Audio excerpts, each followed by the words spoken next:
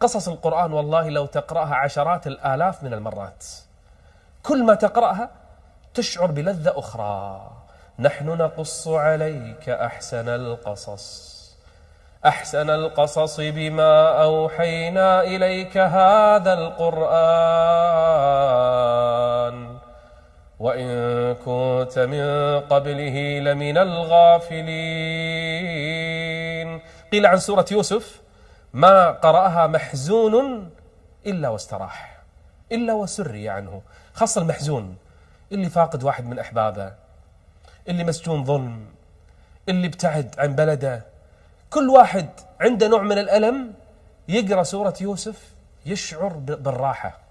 ولهذا عمر كان كل ما يقرأ سورة يوسف يبكي رضي الله عنه.